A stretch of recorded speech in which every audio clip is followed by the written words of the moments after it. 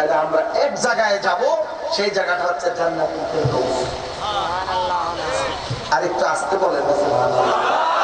সুবহানাল্লাহর দম যেই হইছে আল্লাহ। সম্মানিত মুসল্লিয়ান, আপনারা কি দুর্বল হয়ে গেছেন? আমার হাতের মধ্যে এটা কি? টিস্যু। এটাকে মোড়ালাম। দড়ি চিনেন, রশি চিনেন? মোড়ানোর কারণে এখন এটা রশির মতো হয়েছে। কিসের মতো হলো? রশির মতো। শুধু কোরআনের কথাটা বোঝানোর জন্য প্র্যাকটিক্যালি আপনাদেরকে একটু দেখাচ্ছি। রশি হয়ে গেল রশি। বাবারা, ভাইয়েরা বলেন তো, রশির মাথা কয়টা? সবাই বলেন। দুইটা। খেয়াল করেন একটা, আমাকে দেখতে পাচ্ছেন তো আপনারা? ডান হাত দিয়ে উপরে ধরলাম, বাম হাত দিয়ে নিচে ধরলাম।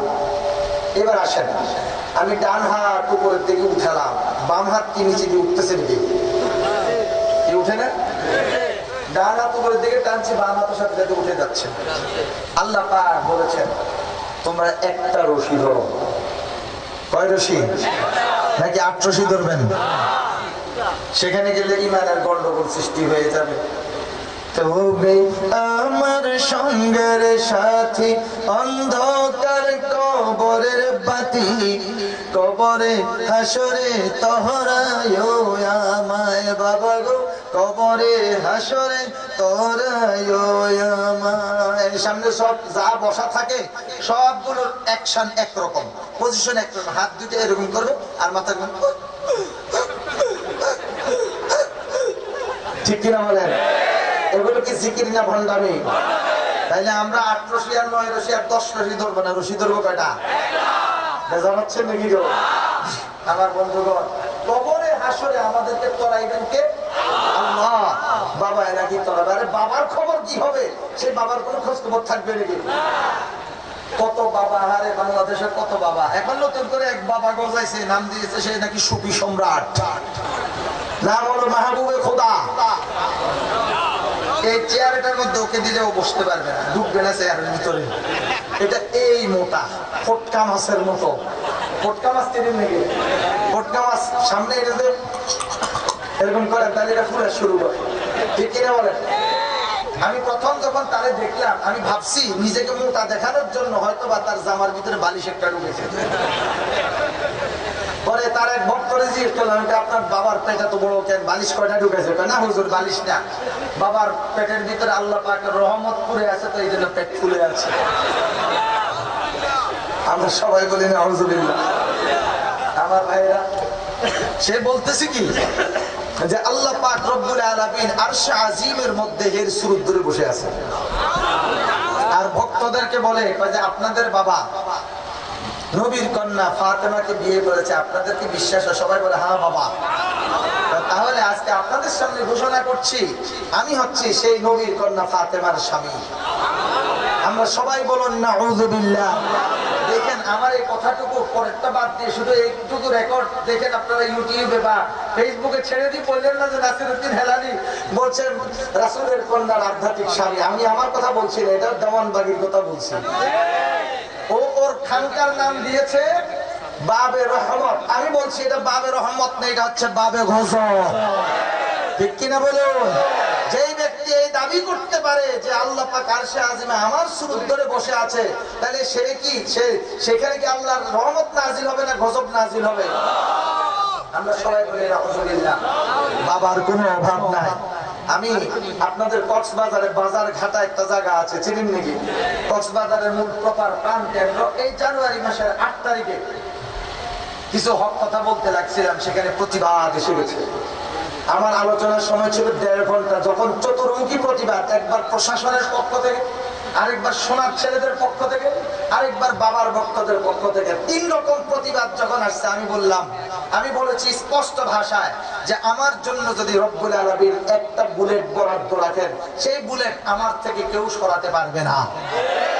অতএব প্রতিবাদ যেহেতু আসছে, কোরআনের কথা বলতে বসেছি, কোরআনের কথা বলেই যাব ইনশাআল্লাহ। শুরু করেছি 1.5 ঘন্টা আলোচনা করার কথা, সেই জায়গাতে 3.5 ঘন্টা আলোচনা করেছি। তারপরে জনগণ বলছে হুজুর আমাদের তৃপ্তি লাভ হয় নাই, আমাদেরকে আরেকটা ডেট দিতে হবে। আমার তো ডেট খালি নেই, কি করি? পরে আরেক জায়গায় ওনাদেরকে বুঝাই শুনে ওই প্রোগ্রাম ক্যান্সেল করে আগামীকালকে সেই ডেট, এটা হলো সনকোলা। বলা আছে না একটা জায়গা কক্সবাজার, ওইখানে আগামীকালকে সেখানে প্রোগ্রাম। বলছে হুজুর 3.5 ঘন্টা আলোচনা করছেন, কিভাবে সময় চলে গেছে টের পাইনি, আমরা আরো একটু শুনতে চাই। যেহেতু কোরআন প্রেমিকেরা শুনতে চায়, আরেক জায়গায় তাদেরকে আরেকটা ডেট দিয়ে এই ডেটটা আগামীকালকে ওনাদেরকে দিয়েছি। আল্লাহ পাক সেখানে আমাকে যাতে ব্যক্তিহীন ভাষায়, শহরের প্রাণ কেন্দ্র বহু ধরনের সমস্যা আছে, আমি যাতে এইভাবে সাহস নিয়ে কথাগুলো বলে যেতে পারি সেই তৌফিক দান করুন। আমি বলেছি বুলেট যদি একটা আমার জন্য বরাদ্দ থাকে, আপনার হাজারো জনতা যদি আমার চতুর্দিক দিয়ে ঘিরানা দিয়ে দাঁড়ায় যান, এমন তো হতে পারে আপনার হাতের ফাঁক দিয়ে ওই বুলেটটা এসে আমার বুকে বেঁধে যেতে পারে, ঠিক কিনা বলেন? তাহলে মৃত্যু যেহেতু একদিন আছে, আমি মরে যাব, থাকবো না কেউ দুনিয়াতে, কেউ থাকবো? আর সেই মৃত্যু যদি শাহাদাতের মৃত্যু, এর থেকে উত্তম মৃত্যু কি আর হতে পারে? ভাইরা যে কথাটা বলতে লাগছিলাম, অন্যদিকে যাচ্ছিলাম। রশির মাথা কয়টা? দুইটা। আল্লাহ পাক কি বলেছেন? ওয়াতাসিমু বিহাবলিল্লাহি জামিআন ওয়া লা তাফাররাকু। তোমরা ঐক্যবদ্ধভাবে আল্লাহর রশিকে ধারণ করো। আল্লাহর রশি ধরো। রশি কয়টা? একটা। রশির মাথা কয়টা? দুইটা। এক মাথায় রব্বুল আলামিন ধরে রাখছেন, আরেক মাথা আব্দুল্লাহ বাবানি কোরআনুল কারীম, আল্লাহ পাকের রজ্জুবানি কোরআন। আজকে সভাপতি সাহেবকে মাহফিলে আপনি মাশাআল্লাহ ফাজিল মাদ্রাসার সুযোগ্য অধ্যক্ষ, উলামা ইকরাম থাকলে কথা বলতে ভালো লাগে। আব্দুল্লাহ বাবানি কোরআনুল কারীম, হুজুর ঠিক আছে না? এই কোরআন আল্লাহ পাক দুনিয়াতে ছেড়ে দিয়েছেন, এক মাথা আল্লাহর হাতে, আরেক মাথা আমাদের কাছে ছেড়ে দিয়েছেন। এখন আমরা যদি সৌভাগ্যবান হই, তাহলে আমরা কেউ বিরোধিতা না করে আমরা কোরআনের রশি থেকে ধরবো, আল্লাহর রজ্জুকে ধারণ করব। এবার আসেন, সময় মতো রব্বুল আলামিন যখন রশি ধরে টান মারবে, কোথায় নিয়ে পৌঁছাবে? জান্নাতুল ফেরদাউসে। সুবহানাল্লাহ বলেন। কোরআনের পথ ছাড়া মুক্তির আর সঠিক সত্য কোনো পথ নেই। যদি কেউ মনে করে অন্য কোন মুক্তির পথ আছে, তাহলে তার ঈমান থাকবে না। মনে পড়ে গেল ইসলামী সংস্কৃতির কবি, আমি যাকে বড় ভাই বলে শ্রদ্ধা করতাম, একসাথে সফর করেছি, উঠেছি, বসেছি, খেয়েছি, আজকে উনি দুনিয়ার বুকে নেই, চলে গেছেন।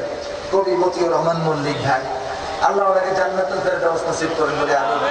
তিনি লিখেছেন, আল কোরআনের পথ, এই পথই আসল পথ, অন্য পথে অন্য মতে নেই যে রহমত আছে। অন্য পথে অন্য মতে রহমত আছে, মুক্তি আছে। আল্লাহ যদি ওনার এই ইসলামী সঙ্গীতটা, শুধু এই সঙ্গীতটাও কবুল করে ফেলেন, তাইলে আমার মনে হয় জান্নাতে যাওয়ার জন্য এটাই ফয়সালা হয়ে যাবে। আল্লাহ কবুল করেন বলে আমিন। আমার বন্ধুগণ, আমরা যদি রব্বুল আলামিনের এই কোরআন হাবলুল্লাহ, আল্লাহ পাকের রশিকে আমরা ধরি, আল্লাহ পাক অন্যত্র বলেছেন সূরা বাকারা, লান ফিসামা লাহা ওয়াল্লাহু সামিউন আলীম। এমন একটা হাতল আমরা ধরেছি, দুনিয়ার রশি, দুনিয়ার হাতল ভেঙে যেতে পারে, ছিঁড়ে যেতে পারে, এই দেখেন ছিঁড়ে গেল, শেষ। কিন্তু রব্বুল আলামিনের যে রজ্জু, এটা কোনোদিন ছিঁড়বে, ভাঙবে? ধরছেন তো ধরছেন, আর যদি ধরে টিকে থাকতে পারেন, তাহলে জান্নাতুল ফেরদাউস ছাড়া আর কোনো উপায় নেই। সুবহানাল্লাহ বলেন। তাহলে আমরা কোরআন ধরলে যে জান্নাতে চলে যাব, জান্নাতের পথ পেয়ে যাব, সেখানে শয়তান ওয়াসওয়াসা দিবে, শয়তান তা সহ্য করতে পারবে না। এই জন্যই আমরা যখন কোরআন তেলাওয়াত করতে যাই, শয়তান আমাদের অন্তরের মধ্যে ওয়াসওয়াসা দিবে।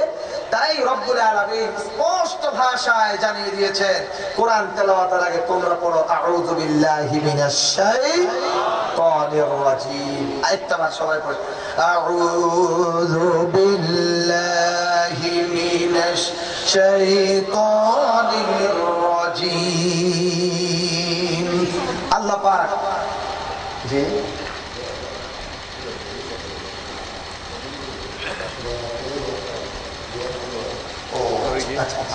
ঠিক আছে, বেশি চলে, ঠিক আছে। আমি ওই যারা আনানি জাহান্নাম এখানে যখন আসবে, আমি একটু কাজ করবো ইনশাআল্লাহ। আল্লাহ পাক হায়াতান তাইয়্যিবা দান করুক আপনাদের। আমার বন্ধুগণ, তাহলে আউযু বিল্লাহির উপর আমরা একটা ধারণা নিলাম, কেন আল্লাহ পাক আমাদের উপর এটাকে ওয়াজিব করেছেন। এরপরে আমরা কি করব? বিসমিল্লাহির রাহমানির রাহিম। হুজুর আলোচনা কি বেশি কঠিন হয়ে যাচ্ছে? একটু তাত্ত্বিক আলোচনা হচ্ছে আর কি। বিসমিল্লাহর মধ্যে হরফ কয়টা বলেন তো? 19টা। এবার সবাই বলেন কয়টা? 19টা। জাহান্নামের পাহারাদার ফেরেশতার সংখ্যা কতজন জানেন নাকি? আলাইহা 19। মাশাআল্লাহ, আমি কোরআন আয়াত বলার আগে অনেকে বলে ফেলছে কতজন? 19 জন। বিসমিল্লাহর হরফ হলো 19, জাহান্নামের দারওয়ানের সংখ্যা হলো 19।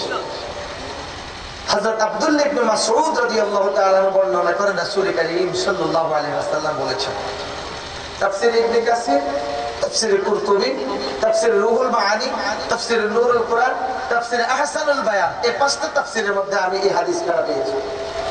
আমার বন্ধুগণ, বিশ্বনবী নবী কুলের শিরোমণি হযরত মুহাম্মদুর রাসূলুল্লাহ সাল্লাল্লাহু আলাইহি ওয়াসাল্লাম বলেছেন, তোমরা যদি জাহান্নামের পাহারাদার সেই 19 জন ফেরেশতার হাত থেকে বাঁচতে চাও, কয়জন ফেরেশতা?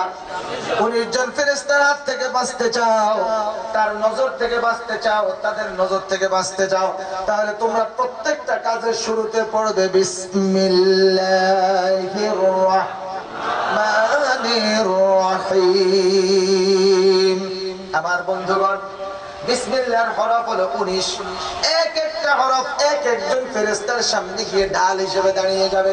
সেই জাহান্নামের দারওয়ান ফেরেশতাদের সামনে দিয়ে আপনি হেঁটে হেঁটে জান্নাতে চলে যাবেন, সেই ফেরেশতারা আপনাকে দেখতে পাবে না।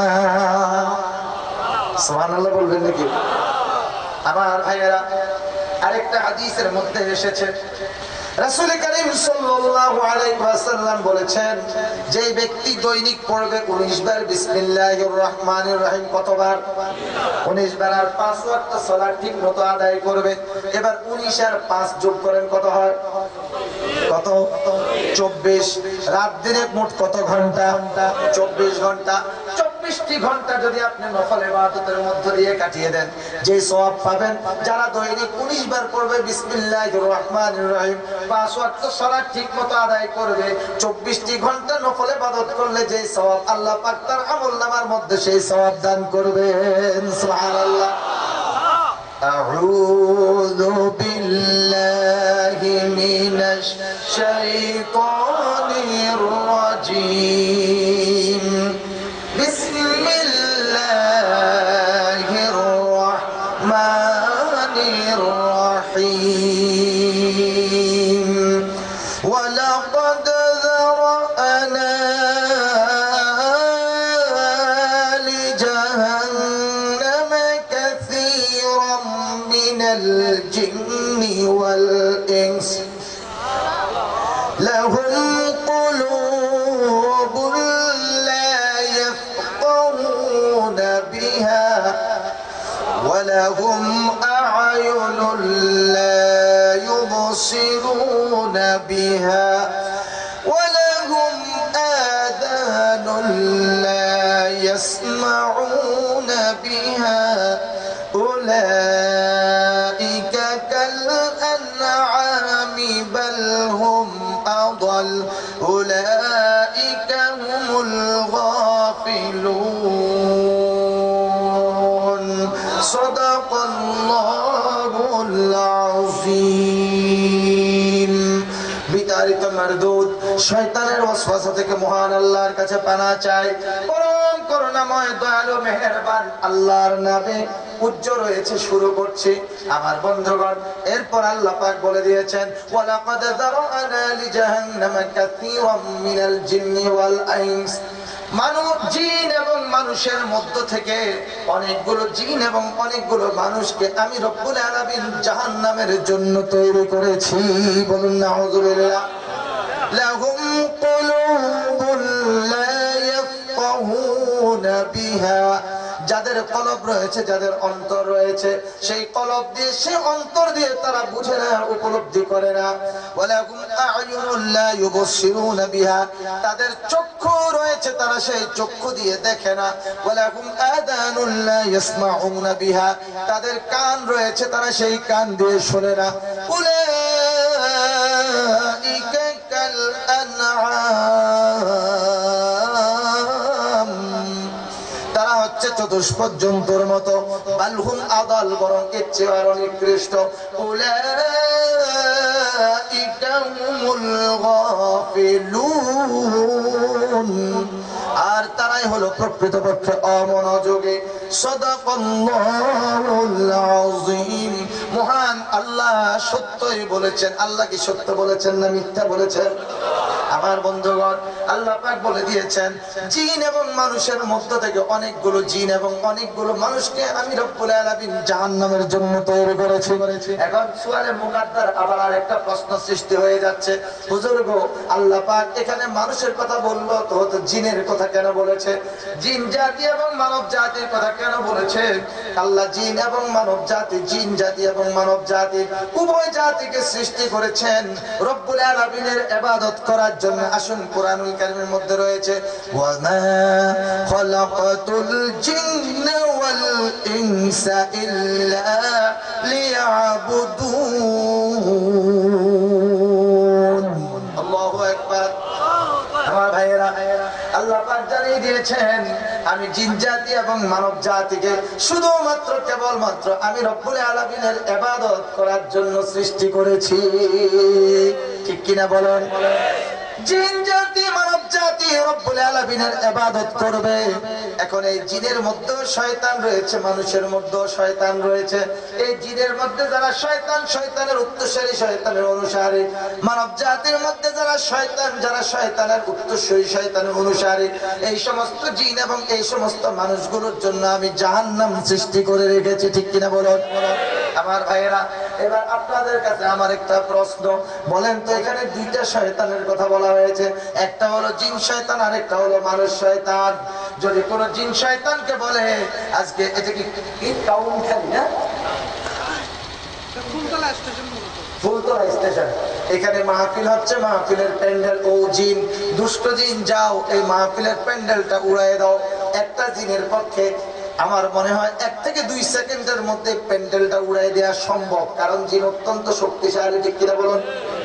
কোন মানুষকে যদি বলা হয় যাও আজকের এই প্যান্ডেলটা উড়িয়ে দাও, একজন মানুষ তো থাক দূরের কথা, 10 জন মানুষ এই প্যান্ডেলটা খুলতে অন্তত একটা রাত সময় লেগে যাবে। এবার আপনাদের কাছে প্রশ্ন, জিন শক্তিশালী না মানুষ শক্তিশালী? জিন শক্তিশালী। আচ্ছা, বেশ ভালো কথা। এবার আসেন তো, আল্লাহ পাক জিন জাতি মানব জাতিকে পাঠিয়েছেন, এর মধ্যে শয়তান, জিন শয়তানও আছে, মানুষ শয়তানও আছে। জিন শয়তান শক্তিশালী না মানুষ শয়তান শক্তিশালী? একটু আগে বললেন জিন শক্তিশালী, কিন্তু শয়তানের দিক থেকে বলতেছেন কি মানুষ শক্তিশালী। সবাই এক, কেউ তো চুপ আছে, কোনটা বলে আবার মুসিবত করি। মানুষ, এদিক থেকে আমার মুরব্বী বলতেছেন মানুষ, প্রিন্সিপাল হুজুর মাথা নাড়তেছে, মানে উনিও এটাই বুঝাতে চাচ্ছেন যে মানুষ শক্তিশালী। তাহলে এই মুরব্বীরা যেহেতু বলতেছেন মানুষ শক্তিশালী, মানুষ শয়তান শক্তিশালী, আমিও তাইলে একমত হয়ে গেলাম মানুষ শয়তান শক্তিশালী। এবার আসেন তাহলে আমরা একটু প্রমাণ করি। জিন শয়তান শুধু কেবল খুসুর খুসুর আর বুসুর বুসুর করে, ওয়াসওয়াসা দেয়। এই পর্যন্ত কোন জিন শয়তান রব্বুল আলামিনের বিরুদ্ধে আচরণ করে বিদ্রোহী হয়ে দাঁড়ায় নাই। কিন্তু রব্বুল আলামিনের বিদ্রোহ করেছে শুধুমাত্র মানব জাতি। ঠিক কিনা বলে? এর মধ্যে নমরুদ আছে নাকি? ফেরাউন আছে। তারা দাবি করেছে আনা রাব্বুকুমুল আ'লা, আমরা হচ্ছে সর্বশ্রেষ্ঠ রব। নাউযুবিল্লাহ বলেন। সর্বশ্রেষ্ঠ রব দাবি করেছিল নমরুদ। ইব্রাহিম আলাইহিস সালাম তার বিরোধিতা করেছিলেন। শেষ পর্যন্ত বলল ইব্রাহিমকে আর রাখা যাবে না। হে সেনাবাহিনী, সৈন্যবাহিনী, তোমরা অগ্নিকুণ্ড তৈরি করো। তৈরি করলো। ইব্রাহিমকে আগুনের মধ্যে ফেলছিল, কিন্তু ইব্রাহিম আলাইহিস সালামের কি আগুনে কি ইব্রাহিমের একটা পশম জ্বালাইতে পেরেছে? আল্লাহ পাক আগুনকে নির্দেশ দিয়ে দিলেন, কুলনা ইয়া নারু কুনি বারদাও ওয়া সালামান আলা ইব্রাহিম। আগুন রে, আল্লাহ পাক বলেন আমি আগুনকে নির্দেশ দিলাম, ইয়া নারু কুনি, হে আগুন তুমি হয়ে যাও বারদাও, ঠান্ডা। কেমন কেমন ঠান্ডা হবে? সালামান, শান্তিদায়ক, শীতল হও ইব্রাহিমের জন্য। ঠিক কিনা বলেন? ইব্রাহিম আলাইহিস সালামকে আগুনের মধ্যে ফেলে দিল। উফ, দেখেন তখন ঈমানটা কেমন। জিবরাইল আলাইহিস সালাম আসছে, এসে বলে, ওগো আল্লাহর খলিল, আপনাদের কি কষ্ট হয়? না, যদি কষ্ট হয় তাহলে দোয়া করে দেবো। আর একটু সময়, আর 15টা মিনিট, 15 মিনিট ইনশাআল্লাহ। আচ্ছা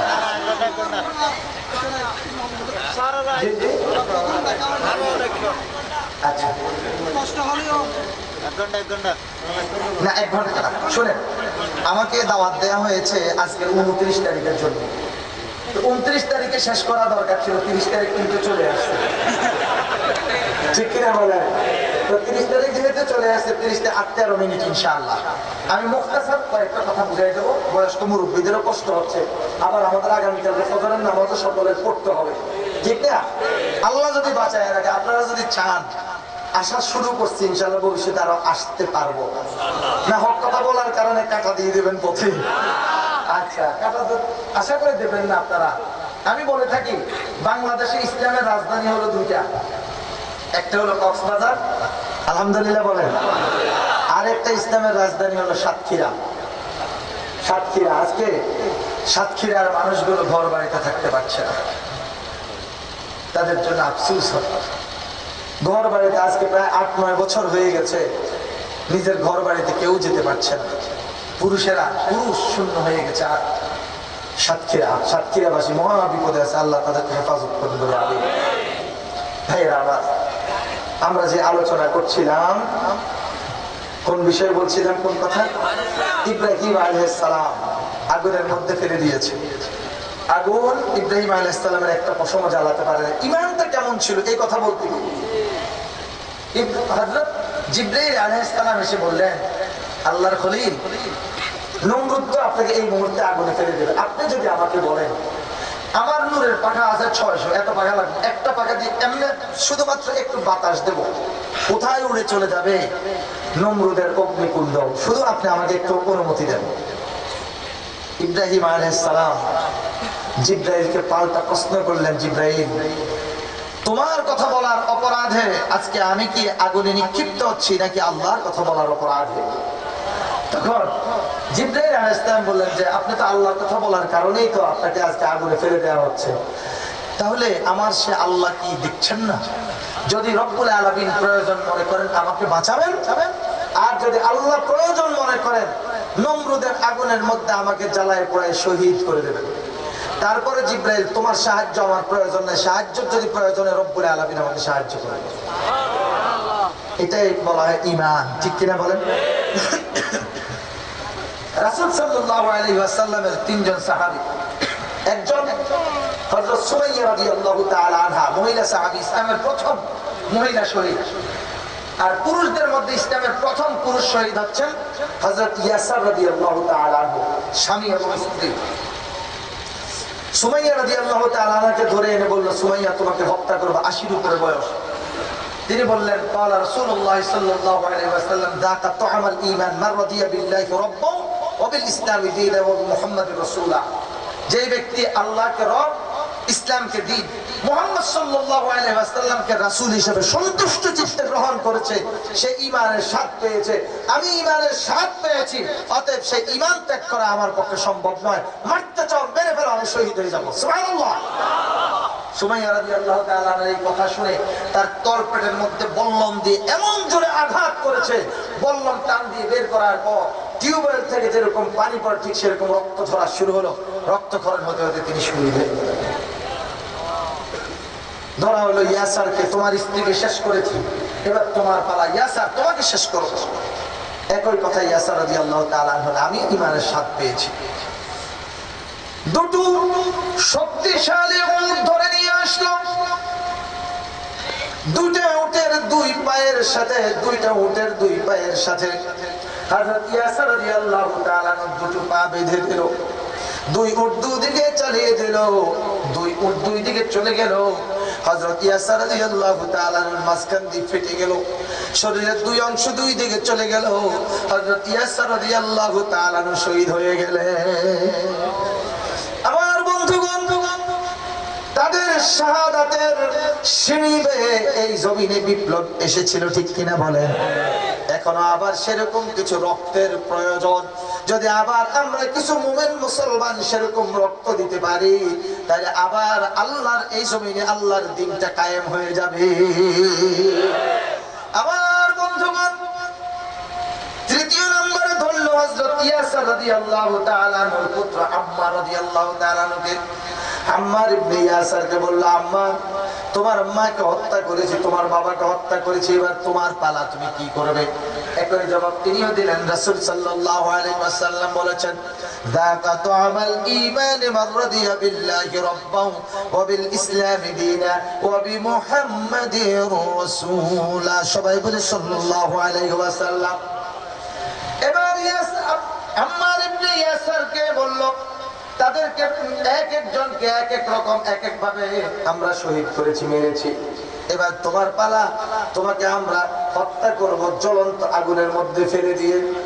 হুজুরে পাক সাল্লাল্লাহু আলাইহি ওয়াসাল্লাম পাহাড়ি পথ দিয়ে হেঁটে যাচ্ছেন, নজর পড়ে গেল আম্মার ইবনে ইয়াসিরকে আগুনের মধ্যে ফেলে দেওয়া হচ্ছে।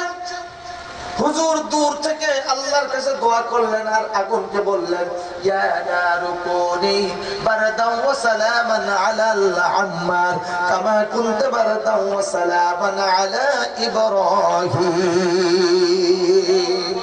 ও আগুন, ইব্রাহিম আলাইহিস সালামের জন্য তুমি যেরকম শান্তিদায়ক শীতল হয়েছিল, তুমি আমার আম্মার ইবনে ইয়াসিরের জন্য সেরকম শান্তিদায়ক শীতল হয়ে যাও। আমার ভাইয়েরা, যে নামে ইব্রাহিমের আগুন হলো পানি, ডাকার মতো ডাকলে আজও সাড়া দিবেন তিনি রে বোন, সাড়া দিবেন তিনি। যে নামে ইব্রাহিমের আগুন হলো পানি, ডাকার মতো ডাকলে আজও সাড়া দিবেন তিনি রে বোন, সাড়া দিবেন তিনি। ঠিক কিনা বলুন? এসো না আল্লাহর নামে গান গাই, এসো না মনো প্রাণ জোড়াই, এসো না মনো প্রাণ জোড়াই। আল্লাহু আকবার বলো, আল্লাহু আকবার, আল্লাহু আকবার বলো, আল্লাহু আকবার। নারে তাকবীর। আমার ভাইরা, আম্মার ইবনে ইয়াসির আগুনের মধ্যে পড়ে গেল, তাকে আগুনের মধ্যে ফেলে দেওয়া হলো। কাফের মুশরিকরা এখান থেকে যখন প্রস্থান করলো, চলে গেল, হুজুর পাক সাল্লাল্লাহু আলাইহি ওয়াসাল্লাম সেই অগ্নিকুণ্ডের কাছে গেলেন। এবার ডাকলেন, আল্লাহর কাছে তো তিনি দোয়া করেছেন, আল্লাহ তো দোয়া কবুল করে ফেলেছে। গিয়ে দেখেন যে আম্মার ইবনে ইয়াসির আগুনের মাঝখানে নিচে বসে আছে। আম্মার উঠো। আগুনের ভিতর থেকে আম্মার উঠলেন। হুজুর সাল্লাল্লাহু আলাইহি ওয়াসাল্লাম হাত বাড়ালেন। আম্মার ইবনে ইয়াসির হুজুর পাক সাল্লাল্লাহু আলাইহি ওয়াসাল্লামের হাত ধরে উঠে চলে আসছে। আগুন একটা পশম পর্যন্ত জ্বালাতে পারে না। আল্লাহু আকবার। বন্ধুগণ, ইসলামের জন্য, দ্বীনের জন্য যাকে আল্লাহ কবুল করবে শহীদ হবে, আর যাকে আল্লাহ কবুল করবে তিনি হবেন গাজী। ঠিক কিনা বলেন? যদি আমরা বাঁচি, বাঁচলে আমরা হব গাজী, যদি আমরা মরে যাই আমরা হব শহীদ। এই জন্য একটা স্লোগান এইভাবে দিয়ে থাকে, মরলে শহীদ, বাঁচলে গাজী, আমরা সবাই মরতে রাজি। ঠিক কিনা বলুন? ওয়ালাকাদ যারা'না লিজাহান্নামা কাসীরাম মিনাল জিন্নি ওয়াল ইনস। আমার ভাইয়েরা, জিন শয়তান রয়েছে, মানুষ শয়তান রয়েছে।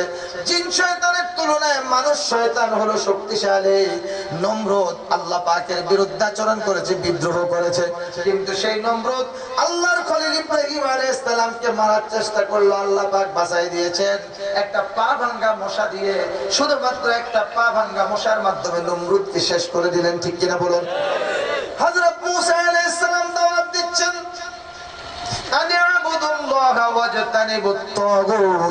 তিনি দাওয়াত দিচ্ছেন। তার এই দাওয়াতকে সহ্য করতে পারলো না ফেরাউন, বহু ধরনের ষড়যন্ত্র করলো।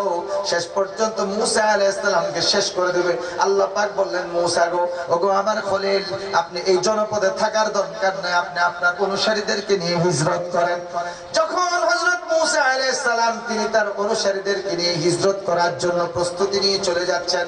আল্লাহ পাক বললেন আপনার হাতের মধ্যে এটা কি? তিলকা বিয়ামিনিকা ইয়া মুসা। মুসা আলাইহিস সালাম বললেন ইয়া আসা, ওগো মাবুদ হাতের মধ্যে তো এটা একটা লাঠি।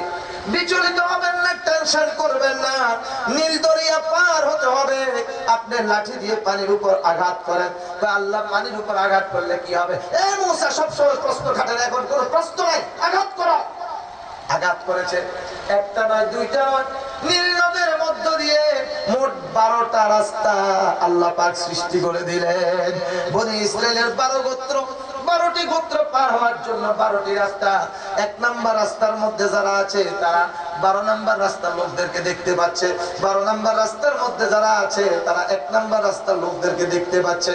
আগুন যদি, পানি যদি চাকা হয়ে যায় তাহলে টিউবলাইটের মতো সাদা হয়ে যায় বরফ, ঠিক কিনা বলেন? কিন্তু ওই যে পানিগুলোর মাঝখান দিয়ে রাস্তা হয়েছে, পানিগুলো যে স্থির হয়ে গেছে, ওই পানি বরফের মতো সাদা না হয়ে চশমার গ্লাসের মতো এরকম স্বচ্ছ রয়ে গেছে। সুবহানাল্লাহ। আবার বন্ধুগণ, হযরত ইব্রাহিম, হযরত মুসা আলাইহিস সালাম তিনি তার অনুসারীদেরকে নিয়ে চলে গেলেন। ষড়যন্ত্র করেছিল ফেরাউন, দাবি করেছিল আনা রাব্বুকুমুল আলা। আল্লাহ পাক ফেরাউন বাহিনীকে পানিতে ডুবাইয়ে শেষ করে দিয়েছে, ঠিক কিনা বলো? হযরত হুদ আলাইহিস সালাম শাদ্দাদের কাছে দাওয়াত দিয়েছিল আনিয়াবুদুল্লাহ ওয়াজতানিবুত তাগুত, আমি যদি আল্লাহর ইবাদত করি, তাগুতকে পরিহার করি, আমার লাভ হবে কি? আল্লাহ সন্তুষ্ট হবে, তুমি জান্নাত পাবে। তোমার আল্লাহর সন্তুষ্টি দরকার নাই, তোমার রবের জান্নাত আমার প্রয়োজন নাই। আমার বন্ধুগণ, আমি নিজে জান্নাত তৈরি করব। শাদ্দাদ জান্নাত তৈরি করলো, 40 বর্গ মাইল এলাকা নিয়ে জান্নাত তৈরি করলো। সেটার মধ্যে সুন্দর সুন্দর যুবকদেরকে ঢুকাই দিল, তারা হলো গেলমান। আর সুন্দরী সুন্দরী যুবতীদেরকে সেটার মধ্যে ঢুকালো, তারা হলো হুদ। এবার জান্নাতের সকল প্রস্তুতি কমপ্লিট, প্রস্তুতি সম্পন্ন হয়ে গেল। এবার মহারাজ শাদ্দাদ ঘোড়ার উপরে সওয়ার করে জান্নাতে প্রবেশ করবে। জান্নাতের গেট পর্যন্ত যখন গেল, গেটের সামনে বুড়া করে বৃদ্ধ করে একটা লোক বসে আছে। এখন ওই লোকের দিকে যখন ঘোড়ার নজর পড়ছে, এখন আর ঘোড়ার সামনের দিকে অগ্রসর হচ্ছে না, পিছনের পায়ের উপর ভর করে পা সামনের দিকে এইভাবে দিয়ে এখন শুরু করছে রেশারাত। সম্ভব না আমার পক্ষে, চাবুক মারছে, চাবুক মারার চোটে এখন ঘোড়া উল্টা দৌড়াতে শুরু করছে। শাদ্দাদ ঘোড়ার লেগাম ধরে ঘোড়া থেকে নেমে গেল। আর ওই সামনে যে লোকটা বসা, এর চাবুক মারার জন্য যখন গেল, তখন সেই লোকটা আস্তে করে শরীরে একটা ঝাড়া দিয়ে দাঁড়ায় গেল। এখন তার দেহ দেখে এবার শাদ্দাদ ভয় হয়ে গেছে। কয় ভাই তুমি কে? কয় আমার নাম হচ্ছে মালাকাল মউত, আজরাইল। আমি যখন কাউকে পরিচয় দিয়ে দেই, আমি আর তাকে ছেড়ে দেই না, আমি তোমাকে এখনই জান কবজ করবো। মালাকাল মউত, এই জান্নাত আমি তোমার নামে লিখে দিয়ে দেবো, তারপরে আমারে একটু বাঁচতে দাও। আর এই এত সুন্দর করে জান্নাত তৈরি করা হলে একটু দেখে আসি। সাবধান, লিকুল্লি উম্মাতিন আজাল, ইযা জাআ আজালুহুম লা ইস্তাখিরুনা সাআতাও ওয়া লা ইস্তাকদিমুন। আর একটা মুহূর্তের জন্য আগানো আর পিছানোর সুযোগ নাই, এখন টিপ মারবো, শেষ। শাদ্দাদ সীমা লঙ্ঘন করেছিল, বিরুদ্ধাচরণ করেছিল রব্বুল আলামিনের, কিন্তু বাঁচছে আমার ভাইরা। আর আর ব্যাখ্যা দিতে যাব না, এবার বলতে চাই, নব্য ফেরাউন, নব্য নমরুদ, নব্য শাদ্দাদ, হামান, কারুন, যারা বর্তমানে সৃষ্টি হয়েছে বিশ্বব্যাপী, অনেক লম্পঝম্প মারতেছে, সেখান থেকে তোমরা শিক্ষা গ্রহণ করো। বেশি দিন বাড়াবাড়ি করো না। পিপিলিকা পাখা গজায় মরিবার তরে, ঠিক কিনা বলেন? পিপিলিকা চিনেন নাকি? পিঁপড়ার পাখা গজায় কখন? যখন তার মরার সময় হয়। ইসলামকে নিয়ে, কোরআনকে নিয়ে তোমরা যারা বেশি বাড়াবাড়ি করতেছো, তোমাদের সময় বেশি আর বাকি নেই। আগামী দিনের পূর্বাকাশে সূর্য উদিত হওয়া যেরকম সত্য, ইনশাআল্লাহ আজিজ বাংলার জমিনে দিন কায়েম হবে, কোরআনের রাজ প্রতিষ্ঠিত হবে, এটাও সত্য, ঠিক কিনা বলুন? ওয়ালাকাদ যারা'না লিজাহান্নামা কাসীরাম মিনাল জিন্নি ওয়াল ইনস। এই তো কিছু বিদ্রোহী মানুষ, এদেরকে আল্লাহ পাক জাহান্নামের জন্য সৃষ্টি করেছেন। আর কারা? যারা কোরআনের হুকুম মানে না, রব্বুল আলামিন তাদেরকে জাহান্নাম দিবেন। নারী সমাজের ব্যাপারে বলবো, যেই সমস্ত নারীরা আজকে পর্দা থেকে বের হয়ে গেছে, এরকম আছে না নাই? পর্দা থেকে বের হয়ে গেছে, থাকবো না কো বদ্ধ করে দেখবো এবার বাহিরটা। আমার বন্ধুগণ, এক সময় এক শ্রেণীর যুবক, এক শ্রেণীর পুরুষ নাস্তিক এবং মুরতাদের গোষ্ঠীরা এই নারীদের পক্ষে কাজ করে, বলে আমরা মানবতাবাদী, নারী পুরুষের সমান অধিকার চাই। এই কথা বলে নারী সমাজকে পর্দা থেকে বের করে দিচ্ছে। আমি একটা সুন্দর বাক্য বানিয়েছে আমার ভাইয়েরা, শিয়াল আপনারা চিনেন নাকি? শিয়াল, শিয়াল সবসময় মুরগি খেতে পছন্দ করে। কক্সবাজারে শিয়াল আছে, মুরগি খেতে পছন্দ করে। এখন শিয়াল মনে মনে দাবি করে, আল্লাহ সমস্ত মুরগিগুলোকে তুমি স্বাধীন করে দাও। মুরগি যদি স্বাধীন হয়ে যায় তাহলে শিয়ালের মজা মেরে খেতে ভালো লাগবে, ঠিক কিনা বলেন? আমার দেশে যারা মিস্টার লুচ্চা মিয়া রয়েছে, লুচ্চা, নিজের স্ত্রী ভালো লাগে না, অন্যের নারীর দিকে তাকাইতে ভালো লাগে, অন্যের নারীকে ভোগ করতে ভালো লাগে, এই মিস্টার লুচ্চা মিয়ারা চায় শিয়ালের মতো, শিয়াল যেরকম মুরগির স্বাধীনতা চায়, লুচ্চা মিয়ারা নারীদের স্বাধীনতা চায়, ঠিক কিনা বলেন? শিয়াল মুরগি পেলে যেরকম খুশি হয়ে যায়, মুরগি স্বাধীন হয়ে গেলে শিয়ালের যেরকম লাভ। আমার বন্ধুগণ, নারীরা যদি স্বাধীন হয়ে যায় তাহলে লুচ্চা মিয়াদের লাভ, ঠিক কিনা বলেন? আমার মা বোনেরা, আমি আপনাদের খেদমতে অনুরোধ করব, নিজেরা পর্দার ভিতরে থাকেন, আল্লাহ পাক আপনাদের মর্যাদা বাড়িয়ে দেবে। মুক্তার ভিতরে, ঝিনুকের ভিতরে যেরকম মূল্যবান রত্ন মুক্তা থাকে, মুক্তা যেরকম নিরাপদ থাকে ঝিনুকের ভিতরে, আমাদের নারী সমাজ যদি পর্দার ভিতরে থাকে তাহলে নারী সমাজের ঠিক সেরকম মর্যাদা ঠিক মতো থাকবে, ঠিক কিনা বলুন? আমাদের পুরুষের পায়ের নিচে হলো জুতা, আর আমাদের নারী সমাজের পায়ের নিচে হলো জান্নাত। আল জান্নাতু তাহতা আকদামিল উম্মাহাত। নারীর মর্যাদা ইসলাম দিয়েছে, নারীর মর্যাদা আল্লাহ পাক দিয়েছে, আল্লাহর হাবিব দিয়েছেন। একজন সাহাবী হুজুর সাল্লাল্লাহু আলাইহি ওয়াসাল্লামের কাছে বসা, হুজুর বললেন, তুমি তো আমার কাছে দোয়া চেয়েছিলে, তোমার স্ত্রীর ঘরে বাচ্চা হবে, কি হয়েছে বলো? মাথা নিচের দিকে দিয়ে বসে আছি, ইয়া রাসূলুল্লাহ, লজ্জা শরম কি করে বলি, কি হয়েছে বলো? ইয়া রাসূলুল্লাহ, আমার একটা মেয়ে হয়েছে। হুজুর বললেন, মাথা উঠাও। হুজুর হাসি মুখে বললেন, তোমার জন্য একটা জান্নাত। সুবহানাল্লাহ। আরেকজন বললেন, ইয়া রাসূলুল্লাহ, লজ্জা শরমে আমি তো বলতে পারি না, আমার তো দুইটা মেয়ে। হুজুর বলেন, তোমার জন্য দুইটা জান্নাত। আরেকজন বললেন, ইয়া রাসূলুল্লাহ, আমার তো তিনটা মেয়ে। হুজুর বলেন, তোমার জন্য তিনটা জান্নাত। সুবহানাল্লাহ বলেন। আমার ভাইয়েরা, যেই সমাজে মেয়ে জন্মগ্রহণ করলে জীবিত কবর দিয়ে দেওয়া হতো, আর সেই সমাজে নারীর মর্যাদা দিয়েছে ইসলাম, ঠিক কিনা বলুন? আজকে সেই মর্যাদা সম্পন্ন আমার মায়ের জাতি, আমার বোনের জাতি, আমার খালার জাতি, আমার ফুফুর জাতি, আমার শ্রদ্ধাভাজন সেই মা বোনদেরকে আজকে পর্দা থেকে বের করে তাদের চরিত্র নষ্ট করে দেওয়ার জন্য, তাদেরকে বেজ্জিতি করার জন্য এই ষড়যন্ত্র চলছে, ঠিক কিনা বলেন? আমার মা বোনেরা, পর্দার মধ্যে যদি থাকেন, ঝিনুকের ভিতরে মুক্তাটা যেরকম নিরাপদ, ঠিক আপনারা সেরকম নিরাপদ থাকবেন, আল্লাহ আপনাদের মর্যাদা বাড়িয়ে দিবে। অতএব পর্দার ভিতর থেকে বের না হয়ে পর্দা মতো চলেন, আল্লাহ পাকের রহমত আপনি লাভ করবেন, ঠিক কিনা বলেন? ওয়ালাকাদ দারানা লিজাহান্নামা কাসীরাম মিনাল জিন্নি ওয়াল ইনস। আবার এই মানুষের মধ্যে এক শ্রেণীর মানুষ আছে যারা মাদক আসক্ত, এদের জন্য হচ্ছে জাহান্নাম, ঠিক কিনা বলেন? আরো কয়েক বছর আগে আমি প্রাইভেট গাড়ি নিয়ে রাস্তা দিয়ে যাচ্ছি, এক মাহফিল শেষ করে গভীর রাত, শীতকাল, দেখি যে এক লোক রাস্তা ঠেলতেছে। আমি ভাবলাম, আরে বেচারা মনে পড়তে পারছে না, খুব বিপদ মুসিবতে আছে। ড্রাইভারকে বললাম যে, জহির, ড্রাইভারটা গাড়িটা থামাও, এই লোকটার কি হয়েছে একটু শুনি। গাড়ি থামাই গিয়ে বললাম, যে ভাই তোমার কি হয়েছে, কি প্রবলেম? রাস্তা বাঁকা হয়ে রয়েছে। আমি বাঁকা রাস্তা সোজা করি। এরপরে আমার দিকে তাকায়, ভেটকি একটা মারছে, ভেটকি মানে হাসি মারছে, তার মুখের থেকে একটা ভেটকান্ডা দুর্গন্ধ বের হয়েছে। আমি বুঝলাম, ও আসলে তুমি আসল জিনিস খেয়ে আসছে, এই জন্য সোজা রাস্তাটা এখন বাঁকা মনে করতেছে, আর বাঁকা রাস্তায় সোজা করে। মাদক আসক্ত যদি হয়ে যায়, মানুষ মদ যদি খায়, তাহলে যে কোনো পাপ কাজ সে করতে পারে। আর মদের সাথে যারা জড়িত, এদের সাথে, এরা জুয়ার সাথেও জড়িত। যারা জুয়ার সাথে জড়িত তারা মদের সাথে জড়িত। যার কারণে মদ এবং জুয়া সম্পর্কে আল্লাহ পাক একটা আয়াত একসাথে নাযিল করছে, ইয়াসআলুনাকা আনিল খামরি ওয়াল মাইসির। ঠিক কি বলেন? মদ এবং জুয়া সম্পর্কে রাসূল আপনাকে প্রশ্ন করা হবে, কুল ফীহিমা ইসমুন কাবীর, আপনি বলে দেন এর মধ্যে রয়েছে বড় ধরনের পাপ। কোন মুসলমান জুয়া খেলতে পারে না, কোন মুসলমান তাস খেলতে পারে না, তাসে মানুষকে নাশ করে ফেলে, ঠিক কিনা বলেন? জুয়ার মাধ্যমে এক শ্রেণী লাভবান হয়, আরেক শ্রেণী ক্ষতিগ্রস্ত হয়।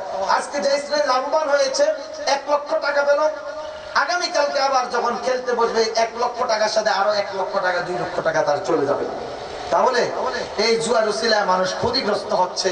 তাস, জুয়া, মদ, ফেন্সিডিল, গাঁজা, এগুলো থেকে আমাদের মানব জাতিকে বাঁচাতে হবে, আমরা বাঁচতে হবে, ঠিক কিনা বলুন? তবে আজকে আমরা এখানে যারা আছি আমরা কেউ মদ খাই না, খান নাকি? কে কে মদ খান একটু হাত উঠে দেখান তো। মদ খোররা এত রাত কষ্ট করে এখানে ঘুম মেরে কোরআনের আলোচনা শুনবে না, কোন জুয়ারি জাওয়াজ কি এখানে আসবে না, ঠিক কিনা বলেন? এখন আমি যদি নাসিরউদ্দিন হেলালি কিয়ামত পর্যন্ত মদ জুয়ার বিরুদ্ধে ওয়াজ করে কাজ হবে না, শুধু সচেতনতা বৃদ্ধি করতে পারবো। তাহলে হুজুর কাজটা হবে কি, কিভাবে কাজ হবে? ছোট্ট একটা উদাহরণ দিয়ে এই কথা বলে আমি আমার আলোচনা শেষ করে দিচ্ছি। একজন প্রাইমারি স্কুলের শিক্ষক, আগেকার দিনের প্রাইমারি স্কুলের শিক্ষকেরা বিশেষ করে মৌলভী সাহেবরা পায়জামা পাঞ্জাবি মাথায় দিয়ে সাইকেল চালায় চালায় স্কুলে যেতেন। পোলা পাইন বুঝেন এদিকে কি বলে? পোলা পাইন, পোলা পাইন, পোলা পাইন কয়টা রাস্তার মধ্যে খেলা করতেছে, যখন দেখেছে সাইকেল আসতেছে এখন নাচতেছে, সাগিয়ে যায় সাগিয়ে যায় সাগিয়ে যায় সাগিয়ে যায়। এখন মাস্টার সাহেব সহজ সরল মনা মানুষ, তিনি সাইকেল থেকে নেমে গেলেন। এই বাবারা শোনো, এরকম সাগি যায় করুন, এগুলো মানুষ খারাপ বলবে। ধরো 5 টাকা দিলাম, তোমরা বুট বাদাম কিছু খেয়েও ভদ্র হয়ে যা, ভালো হয়ে যাও, যা বাড়িতে চলে যাও। এখন এই বাচ্চারা চিন্তা করছে সাইকেল ওলাকে সাগি যায় বলছি করে দিছে 5 টাকা, উনি তো সাইকেল দিয়ে চলেই গেল, ও একটা মোটর সাইকেল আসতেছে ইঞ্জিন ওলা মোটর সাইকেল, এবার ওই সাগি যায় বলবো, তাইলে ওর তো পয়সা আরো বেশি, ও দিবে 10 টাকা। এখন আসার পর বলতেছে সাগি যায় নাচতেছে, হাতে তালি মারতেছে, সাগি যায়। মোটর সাইকেল ওয়ালা ব্রেক করেছে, হাতের মধ্যে ছিল ডান্ডা, কানের মধ্যে ধরে কষ কষ করে বাড়ি কাটা লাগাই দিয়েছে। আর রাস্তার মধ্যে সাগি যায় করে নাচানাচি করবি? না স্যার, আর জীবনও না। যা বাড়িতে যা, গোসল কর, স্কুলে যা, ঠিক মতো লেখাপড়া কর, আর রাস্তা পাওয়া যাবে কোনোদিন? না স্যার, পাওয়া যাবে না। আগের জন প্রাইমারি স্কুলের শিক্ষক, আর পরের জন হইল পুলিশ। আমার বন্ধুগণ, মদ, জুয়া, গাঁজা, ফেন্সিডিল, ইয়াবা, সন্ত্রাস, বোমাবাজি, রক্তপাত, এগুলো যদি বন্ধ করতে হয় তাহলে আপনার হাতের মধ্যে লাঠি রাখবে, আর সেই লাঠিটা হলো ক্ষমতা। বিশ্বনবী মুহাম্মদ রাসূলুল্লাহ সাল্লাল্লাহু আলাইহি ওয়াসাল্লাম যখন জুমার খুতবা দিতেন হাতের মধ্যে লাঠি থাকতো। ওমর ফারুক রাদিয়াল্লাহু তাআলা যখন খুতবা দিতেন তখন কখনো ওনার হাতের মধ্যে লাঠি থাকতো, কখনো হাতের মধ্যে খোলা তলোয়ার থাকতো। সুবহানাল্লাহ বলেন। অতএব আমরা তাফসীর মাহফিলের মাধ্যমে জনসচেতনতা বৃদ্ধি করতে পারি, কোরআনের পক্ষে সাপোর্টার বাড়াতে পারি, কিন্তু রাষ্ট্র থেকে অন্যায়, অবিচার, শোষণ, জুলুম আমরা এগুলো দূরীভূত করতে পারবো না। সেটার জন্য প্রয়োজন হচ্ছে রাষ্ট্রীয় ক্ষমতা, আর হাতের মধ্যে আসতে হবে লাঠি, আর সেই রাষ্ট্র পরিচালিত হবে কোরআন দিয়ে, ঠিক কিনা বলুন? অনেক কথা বলেছি, আমার কথায় কি আপনারা কেউ বেজার হয়েছেন? যদি বেজার হয়ে থাকেন, মনে কষ্ট পেয়ে থাকেন, ক্ষমা সুন্দর দৃষ্টিতে দেখবেন। হাযা মা ইনদি ওয়াল ইলমু ইনদাল্লাহ আলাইহি তাওয়াক্কালতু ওয়া ইলাইহি উনীব। যে সমস্ত যুবক ভাইয়েরা অনেক টাকা পয়সা খরচ করে খরচান্ত হয়ে এই মাহফিলের আয়োজন করেছেন, আল্লাহ পাক এই যুবকদেরকে ইমাম হাসান হুসাইন রাদিয়াল্লাহু তাআলা আনহুর সাথে কবুল করুন। যারা অর্থ দিয়ে সহযোগিতা করেছেন, রব্বুল আলামিন তাদেরকে হযরত উসমান গনি রাদিয়াল্লাহু তাআলা আনহুর সাথে কবুল করুন, আমরা সবাই বলি আমিন। যারা কষ্ট করে শুনতে এসেছেন, আল্লাহ পাক রব্বুল আলামিন আপনাদেরকে আবু বকর, হযরত আব্দুল্লাহ ইবনে মাসউদ, হযরত আব্দুল্লাহ ইবনে আব্বাস রাদিয়াল্লাহু তাআলা আলাইহিম আজমাইন তাদের সাথে কবুল করুন, আমরা সবাই বলি আমিন। আমার বাড়ি কুমিল্লা মুরাদনগর থানা, আমার একটা ছেলে হয়েছে গতকালকে, হুজুর দোয়া করুন, ইনশাআল্লাহ দোয়া করুন। আল্লাহ পাকের সবচেয়ে প্রিয় নাম হচ্ছে আব্দুল্লাহ, আব্দুর রহমান, আব্দুর রহিম। এই 3টা নাম থেকে আপনি কোনো একটা নামকে পছন্দ করে নেন। আমি আমার ছেলের নাম রেখেছি আব্দুল্লাহ। আচ্ছা, আজকের মাহফিলের প্রধান মেহমান জনাব অধ্যাপক ইমাজউদ্দিন মুনির হ্যাঁ, ইমামউদ্দিন মনির, উনি কি? ও আচ্ছা আচ্ছা, মাশাআল্লাহ, এই যুবক মানুষ। আচ্ছা, আল্লাহ পাক ওনাকে কবুল করুন। একটা তাফসীর মাহফিলের প্রধান মেহমান হয়েছেন, উনি বড় সৌভাগ্যবান, ঠিক কিনা বলেন? আল্লাহ ওনাকে খাদেম হিসেবে, কোরআনের খাদেম হিসেবে কবুল করুন বলে আমি। ওনার শ্রদ্ধেয় পিতা জনাব হাজী নুরউদ্দিন সাহেব খুবই অসুস্থ, ওনার জন্য দোয়া করার অনুরোধ করছি। আমরা সবাই দোয়া করি আল্লাহ পাক ওনার অসুস্থ পিতা জনাব হাজী নুরউদ্দিন সাহেবকে পরিপূর্ণ শিফা দান করুন। আল্লাহ যতদিন হায়াত রাখেন সুস্থতার সাথে বাঁচিয়ে রাখুন। হায়াত যখন পুড়ে যাবে, একদিন তো চলে যেতে হবে, ইমানের সাথে যাতে যেতে পারেন সেই তৌফিক দান করুন। তাছাড়া আজকের এই মাহফিল আয়োজনে যারা আর্থিক মানসিক শ্রম দিয়ে সহযোগিতা করেছেন তাদের জন্য এবং তাদের সকলের মাতা পিতার জন্য দোয়া করার অনুরোধ রইল। নিবেদক মাহফিল পরিচালনা কমিটি, বিশেষ করে বিদেশ থেকে টাকা দিয়ে সহযোগিতা করেছেন তাদের মা বাবাদের জন্য বেশি করে দোয়া করুন, ইনশাআল্লাহ দোয়া করা হবে ইনশাআল্লাহ। আপনাদের কারো কোনো কথা আছে? আচ্ছা আচ্ছা, আলহামদুলিল্লাহ। এই বছর ওনারা যতটুকু করেছে, আপনারা কোরআনের আলোচনাগুলো শুনে কি আপনাদের ভালো লেগেছে? বন্ধুগণ, আপনারা ভবিষ্যতে এরকম কোরআনের মাহফিল শুনতে চান তো? তাফসীর শুনতে চান? আগামী বছর আমার ছোট ভাই, নাম হলো তৌহিদ, ওনাদের এই যুবকেরা এই মাহফিলের আয়োজন করেছে। আগামীতেও যাতে ওনারা এর থেকে আরো সুন্দর করে, আরো বড় করে আয়োজন করতে পারেন, আল্লাহ তাদেরকে সেই তৌফিক দান করুন বলে আমি। আচ্ছা, ঠিক আছে, ইনশাআল্লাহ। বদরকালী বিষয়ে খুব অসুস্থ, দোয়া চেয়েছেন, ওনার জন্য আমরা সবাই দোয়া করবো। আসুন,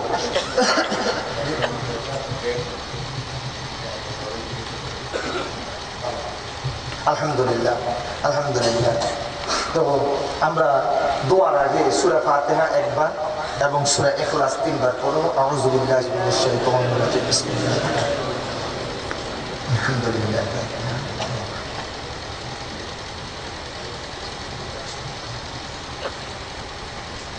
أنعمت علينا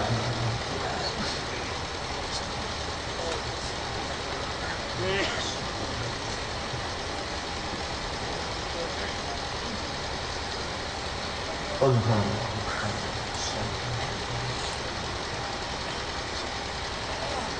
قل هو الله أحد الله الصمد قل هو الله أحد الله الصمد।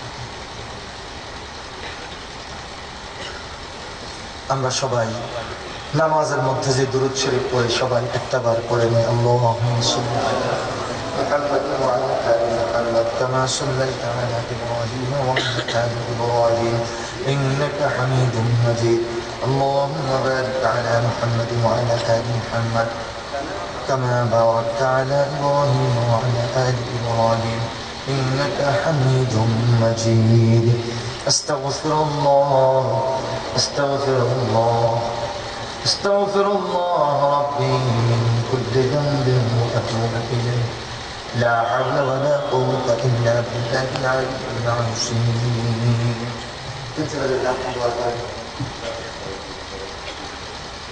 আমি চাচ্ছিলাম প্রিন্সিপালের দোয়া করার, এখন উনি বলেন যে মুসাফিরের দোয়া করবো। এখন ওনার নির্দেশ আমাকে পালন করতে হচ্ছে, বড়রা মুরব্বীরা নির্দেশ দিলে আবার পালন করতে হয়। আসলে আমরা কায়ো মনোবাক্য বিনয় নম্রতার সাথে নিজের গুণাগুলোর জন্য আমরা ক্ষমা চাইব। আমাদের আব্বা আম্মা পূর্বপুরুষ মুরিয়ালদের জন্য আমরা ক্ষমা চাইব। জীবিত যারা আছেন, যারা দুনিয়া থেকে বিদায় নিয়েছেন, সকলের জন্য আমরা দোয়া করব বিনয় নম্রতার সাথে। আল্লাহর কাছে দোয়ার আদব রয়েছে। আপনার কাছে কোনো ভিক্ষুক এসে যদি বলে, এই ভাই, এই মিয়া ভিক্ষা দেন, আপনি দিবেন? সবাই বলে ফেলছেন না। যদি বলে যে ভাই, দাদা, বাবা, আমি বড় অসহায়, আমাকে আল্লাহর রাস্তায় একটু সাহায্য করেন, তখন দিবেন দেখি? হাতে থাকলে দিবেন, না থাকলে ঘরের থেকে এনে হইলেও তাকে দিবে। আরে লোকটা এত বিনয়, ঠিক কিনা বলেন? রব্বুল আলামিন রহমান রাহিম। আমরা যদি বিনয় ও নম্রতার সাথে হৃদয় দিয়ে রব্বুল আলামিনের কাছে চাইতে পারি, আল্লাহ আমাদেরকে কেউ খালি হাতে, কাউকে আল্লাহ খালি হাতে ফিরাবেন না, ঠিক কিনা বলুন? আসুন বিনয় নম্রতার সাথে আমরা আল্লাহর কাছে দোয়া করি। আলহামদুলিল্লাহি রাব্বিল আলামিন والصلاة والسلام على أشرف الأنبياء والمرسلين وعلى آله وصحبه أجمعين ربنا ظلمنا أنفسنا وإن لم تغفر لنا وترحمنا لنكونن من الخاسرين ربنا آتنا في الدنيا حسنة وفي الآخرة حسنة وقنا عذاب النار وأدخلنا الجنة مع الأبرار يا عزيز يا غفار يا رب العالمين رب ارحمهما كما ربياني صغيرا আমরা সবাই পড়ি রব্বির হামহুমা কামা রব্বায়ানি صغيرا اللهم إنا نسألك الجنة الفردوس اللهم إنا نسألك الجنة الفردوس اللهم إني أعوذ بك من الهم والحزن وأعوذ بك من العجز والكسل وأعوذ بك من الجبن والبخل وأعوذ بك من غلبة الدين وقهر الرجال اللهم إني أعوذ بك من الجبن وأعوذ بك من البخل وأعوذ بك من أرذل العمر وأعوذ بك من فتنة الدنيا وعذاب القبر اللهم إنا نسألك الجنة الفردوس ونعوذ بك من عذاب القبر ونعوذ بك من عذاب الحشر ونعوذ بك من عذاب الفلسرات ونعوذ بك من عذاب جهنم ونعوذ بك من عذاب النار ربنا اصرف عنا عذاب جهنم إن عذابها كان غراما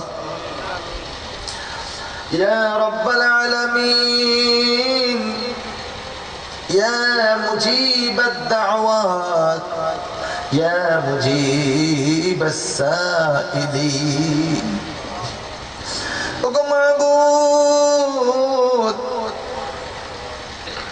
আজকের এই তাফসীরুল কোরআন মাহফিলের সমাপনী অধিবেশনের শেষ লগ্নে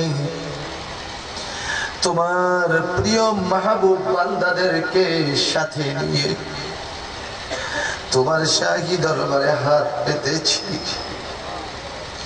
রব্বুল আলামিন কোরআনুল কারীম থেকে তেলাওয়াত করেছি কোরআনুল কারীমের থেকে কিছু আলোচনা করেছি আল্লাহ তাআলা দয়া করে মেহেরবানি করে আমাদের মাহফিলকে তোমার শাহী দরবারে কবুল করে নাও রব্বুল আলামিন আমাদের সকল নেক আমলগুলো তোমার দরবারে কবুল করে ওগো মাহবুব যা কিছু সওয়াব দান করো এই কোরআনুল কারীম যেই নবীর উপর নাজিল হয়েছে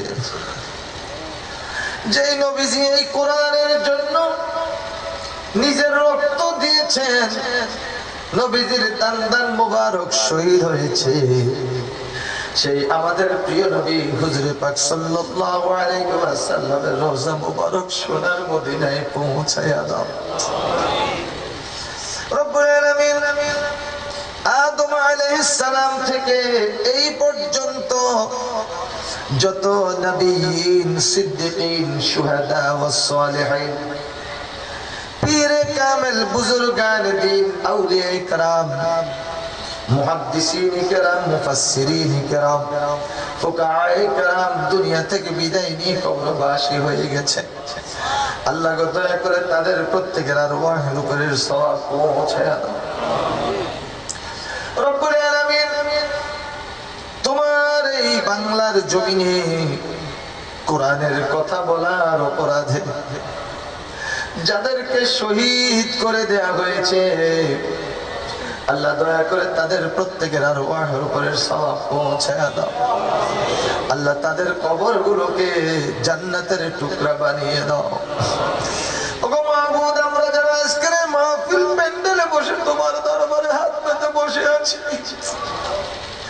আমাদের মাঝে এমন অনেক আছেন যাদের প্রিয় আব্বা দুনিয়ার মায়া ত্যাগ করে চলে গেছেন, আম্মা দুনিয়ার মায়া ত্যাগ করে চলে গেছে। যাদের আব্বা আম্মা আছেন তারা তো বাড়িতে গিয়ে মা বাবাকে ডাকবেন, যাদের আব্বা আম্মা নাই তারা তো আব্বা ডাকার মতো মা ডাকার মতো আব্বা আম্মাকে পাচ্ছেন না। রব্বুল আলামিন দুঃখিনী মা কত কষ্ট করে আমাদেরকে গর্ভধারণ করেছেন। মায়ের গর্ভে যখন ছিলাম মা ঠিক মতো খেতেও পারেন নাই, ঘুমাতেও পারেন নাই। যেদিন দুনিয়াতে আসবো মা রান্না করেছেন, সকলকে খাবার দিয়েছেন, সবাই খেয়েছেন। মা যখন খেতে বসেছেন মাথা দিয়ে ঢুস মেরেছি, পা দিয়ে গুঁতো মেরেছি, মার খেতে পারলেন না, যন্ত্রণায় ব্যথায় দাঁড়িয়ে গেলেন, দাঁড়িয়ে থাকতে পারলেন না, মা রক্তাক্ত হয়ে গেলেন, জবাই করা মুরগির মতো ছটফট শুরু করে দিলেন। আশেপাশে সকলের কাছ থেকে মা ক্ষমা চেয়ে নিলেন, মনে হয় যেন মা আর জমিনে বাঁচবেন না।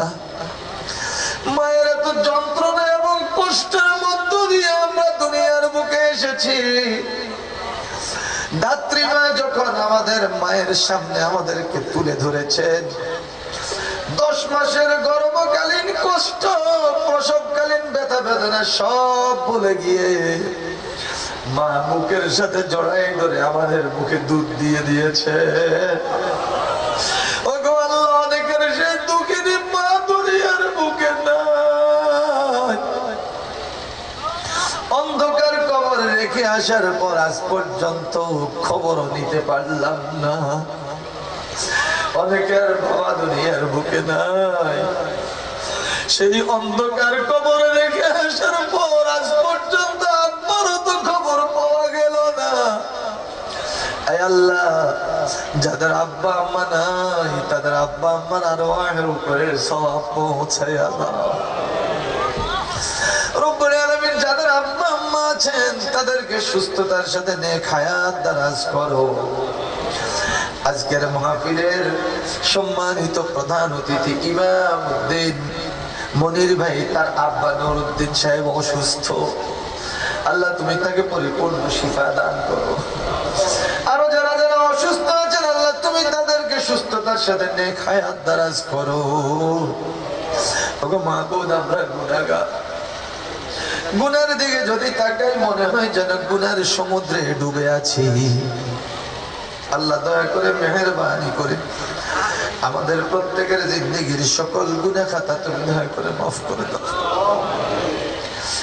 আল্লাহ তুমি তো নিজে বলেছ লা তাকনাতু মির রাহমাতিল্লাহ, বান্দারে আমার রহমত থেকে নিরাশ হইও না।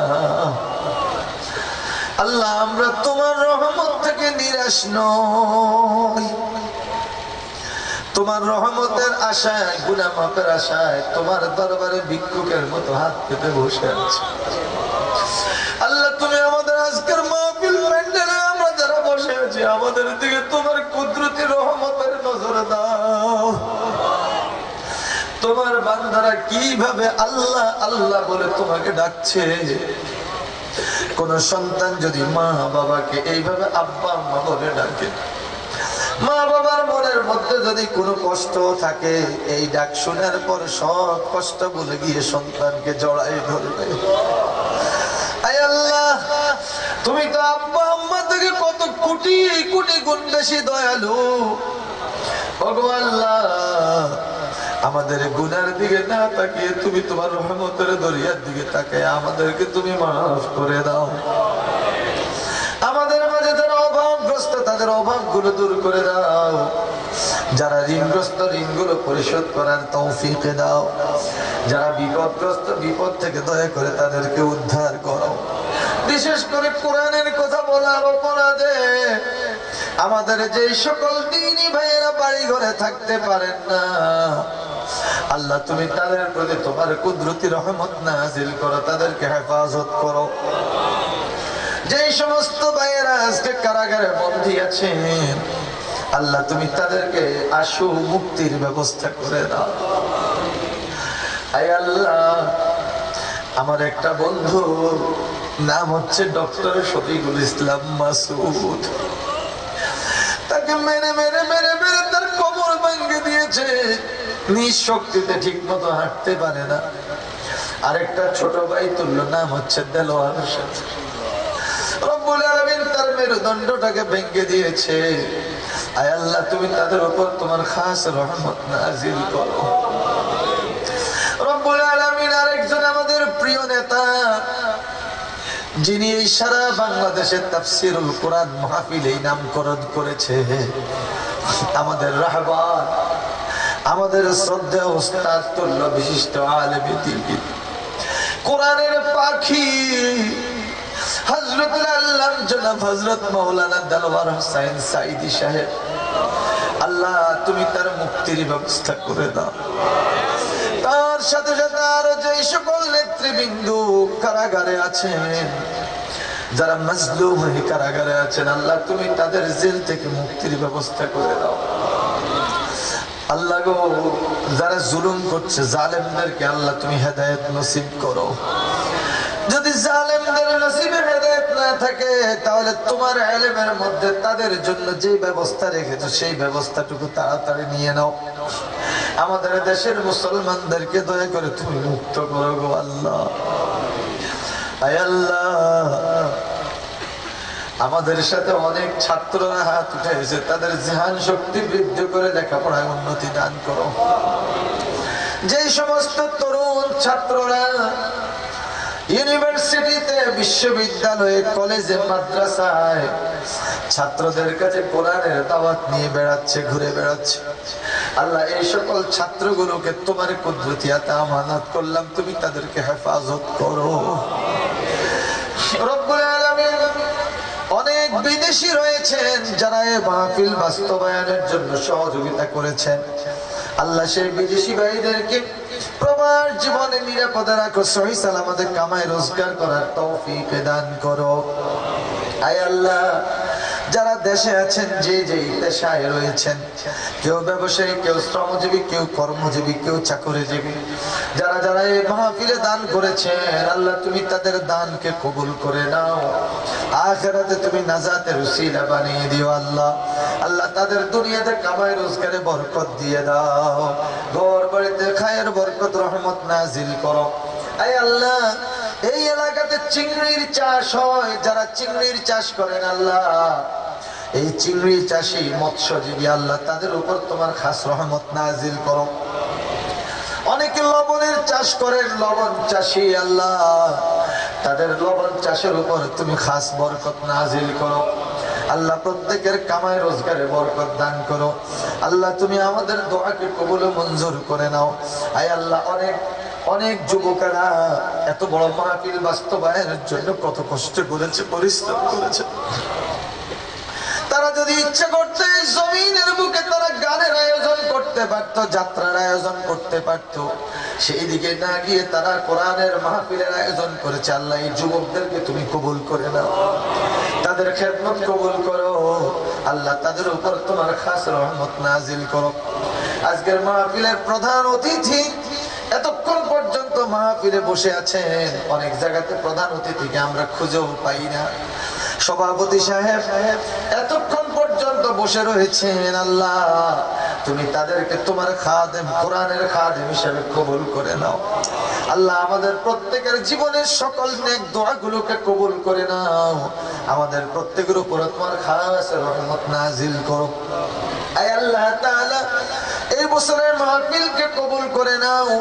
ভবিষ্যতে আরো বড় করে, আরো সুন্দর করে যুবকেরা মাহফিলের আয়োজন করতে পারে, সেই তৌফিক তুমি দান করো।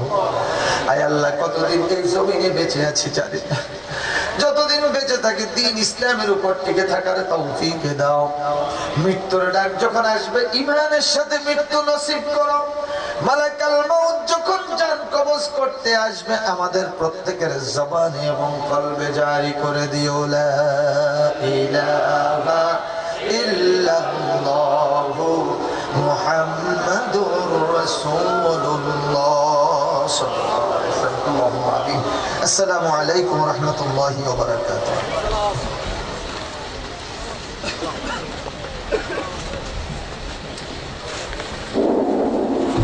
আলহামদুলিল্লাহ।